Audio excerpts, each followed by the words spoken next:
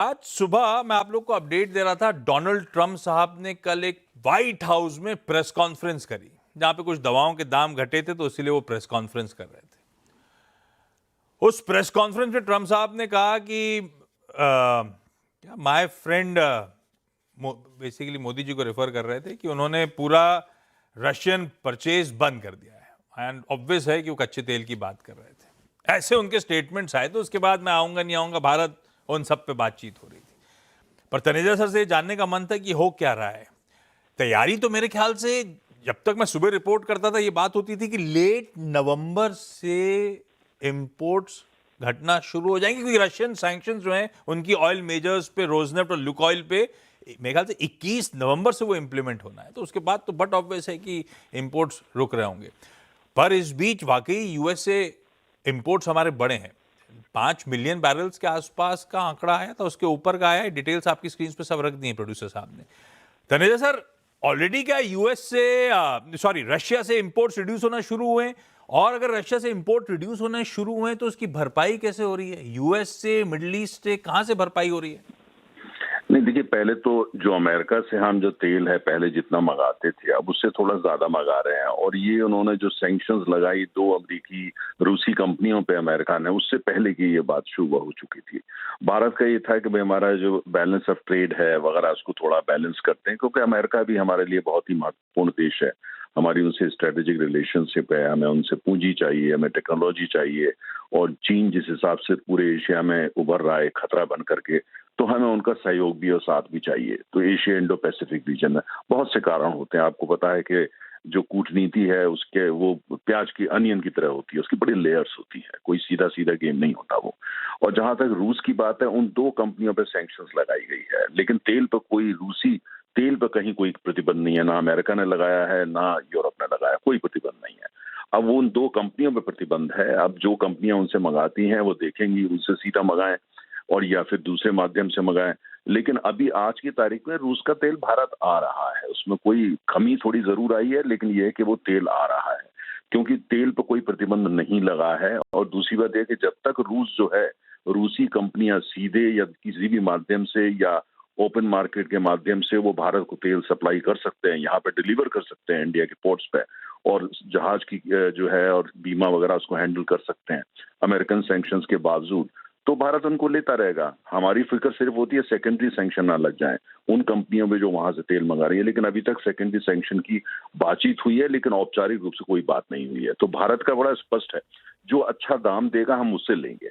अगर रूस अच्छा दाम देता रहता है तो रूस से तेल आता रहेगा, की क्वांटिटी कम जरूर हो जाएगी। वो इसलिए क्योंकि आपको अगर दुनिया में और जगह तेल उपलब्ध है वहां से लिया जाएगा। और हमें नहीं भूलना चाहिए कि यूक्रेन वार से पहले हम तो रूस से तेल लगभग ना के बराबर लेते थे, 2% ही लेते थे। क्यों? उसकी असली वजह ये थी कि रूस से समुद्री जहाज से भारत में तेल आता है, उसको 1 महीना लगता है।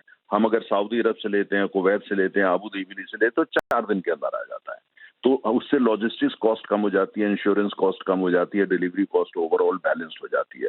बहुत सारे कारण होते हैं। दूसरा, हमारी रणनीति रही है कि जो जो सप्लाई है उसको डाइवर्सिफाई करो। पहले हम 9 देशों से सिर्फ तेल मंगाते थे, आज 40 देशों से मंगाते हैं। तो इसलिए ये पूरी रणनीति का हिस्सा है। लेकिन ट्रंप साहब का जो आपने जिक्र किया, उन्होंने कहा, अब उनको ये नाराजगी तो जरूर है। किसी ने उनको ऐसा अर्थशास्त्र बता दिया है कि अगर भारत जो है रूस से तेल लेना बंद कर दे तो रूसी अर्थव्यवस्था चरमरा जाएगी और यूक्रेन युद्ध खत्म हो जाएगा, वहां शांति आ जाएगी। अब ये अर्थशास्त्र किसने पढ़ाया है? अर्थशास्त्री तो हो नहीं सकता, किसी ने तो पढ़ाया है, लेकिन वो गलत है, उसका आधार गलत है। भारत का जो स्ट्रेटेजिक ऑटोनॉमी है, जो हम एक जो है सॉवरेन कंट्री है, जो राष्ट्र हित में होगा वो भारत सरकार फैसले लेगी। और भारतीय कंपनियों को कोई आदेश नहीं है कि आप यहां से तेल मत मंगाओ या वहां से तेल, ऐसा सरकार ने कोई आदेश अभी तक तो नहीं दिया है। और तो जो इकोनॉमिक्स है, जो इकोनॉमिक्स अच्छी होगी वो अमेरिका से भी ले रहे हैं, अमेरिका से भी तेल लिया जा रहा है। लेकिन अमेरिका में ये तो हमारी कंपनियों ने मेंशन कर रखा है, जो गवर्नमेंट ऑफ इंडिया फैसला लेगी हम वैसे ही करेंगे। तो जब गवर्नमेंट ऑफ इंडिया अगर वाकई फैसला लेगी तब की तब देखी जाएगी। इकोनॉमिक्स वर्क करती है क्या? तनेजा सर, आपने वो बात छेड़ रहे थे, मैंने इंटरप्ट कर दिया। रशिया से ला रहे, अच्छा, एक रेटिंग एजेंसी की हाल फिलहाल रिपोर्ट आई थी, इस भाव पे जहां पे क्रूड $60-65 के आसपास खड़ा हुआ है, रशिया से नहीं भी लिया तो बहुत ज्यादा अब इंपैक्ट नहीं पड़ेगा, 1-2% के आसपास ज्यादा से ज्यादा। पर इकोनॉमिक्स की बात, अगर रशिया से इंपोर्ट रोक रहे हैं, रिड्यूस कर रहे हैं, और किसी यूएस और ट्रम्प को खुश करने के लिए वहां से बढ़ा रहे हैं, तो इकोनॉमिक्स वाकई वर्क करती है क्या? वो ट्रांसपोर्टेशन, वो लैंडेड कॉस्ट मैच हो पाती है क्या दूर दूर तक? बहुत अच्छा आपने प्रश्न किया।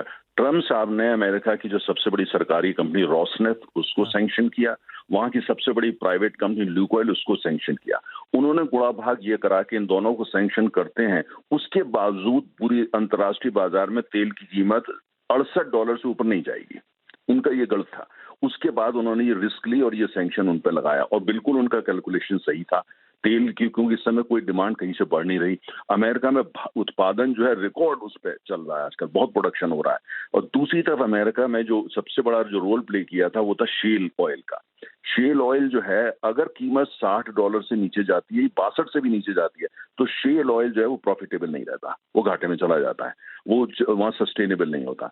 तो उन्होंने आज वो अमेरिका इसलिए परेशान है कि जो शेल प्रोड्यूसर्स हैं, जो कॉटेज इंडस्ट्री है, 4 लोग 5 लोग 8 लोग मिलकर शेल उत्पादन करते हैं, जबकि तेल की बड़ी कंपनियां तो $1 बिलियन कंपनियां होती हैं, तो वो एक वो कॉटेज इंडस्ट्री है, तो उसको उसमें क्या लोग वो बंद कर रहे हैं, तो थोड़ा परेशानी में आ गए हैं। जो अगर आप देखें कितने ड्रिलिंग हो रही है वो कम हो चुकी है ऑलरेडी, तो वो उससे भी ट्रम्प साहब परेशान है। लेकिन कुल मिला के उनको ये सेटिस्फेक्शन है कि तेल की कीमत जो है ऐसी नहीं है जो उनके लिए परेशानी पैदा कर दे। और भारत का आपने जिक्र किया, अगर तेल की कीमत जो आज चल रही है, हम अमेरिका से मंगाएं, रूस से मंगाएं, कहीं से भी मंगाएं, अगर हमको तेल जो मिल रहा है $62 $63, इंडियन बास्केट जो है $64 पर बैरल पे, हमारी अर्थव्यवस्था बिल्कुल ठीक है। और हमारा जो बजट बना हुआ है इस वर्ष का, हमारा जो बजट है उसके अंदर हमने दरअसल $70 पर बैरल को फैक्टर इन कर रखा है पहले से ही। तो इसलिए हमारी अर्थव्यवस्था के लिए किसी तरह की कोई परेशानी नहीं। दुनिया में जितना तेल आपको चाहिए उपलब्ध है, आप जिस देश से मंगाए उपलब्ध है। तो रूस से अगर हम कम भी करते हैं, उसकी वजह कुछ भी हो सकती है, अर्थशास्त्री मुख्य वजह होगा, राजनीति भी हो सके, लेकिन कोई उस तेल की कहीं कोई कमी नहीं है, ना भारतीय उपभोक्ता को परेशान होने की जरूरत। हाँ, परेशान होने की जरूरत उन कंपनियों को जो भारत में तेल का उत्पादन करती है, क्योंकि उनको अच्छा दाम नहीं मिल रहा। हाँ, उनको नहीं, हाँ वो अलग बात, ठीक है। तनेजा सर से हालांकि रिक्वेस्ट करी थी इन डेवलपमेंट से बात करेंगे, भाव पे चर्चा नहीं करूंगा, लेकिन तनेजा सर ने हमसे सिखाया है, एक सप्लाई डिमांड सिनेरियो है तो एक फंडामेंटल्स वर्क करते हैं, उसके ऊपर कच्चे तेल में हमेशा एक जियोपॉलिटिकल प्रीमियम होता है। एट 63 तनेजा सर, कितना जियोपॉलिटिकल प्रीमियम आपके लिए आज से बैठा हुआ है? मेरे ख्याल से आज अगर आप देखते हैं डिमांड एंड सप्लाई फंडामेंटल से चलते हैं, उस हिसाब से आज तेल की कीमत जो है वो $58 या $59 पर बैरल होनी चाहिए।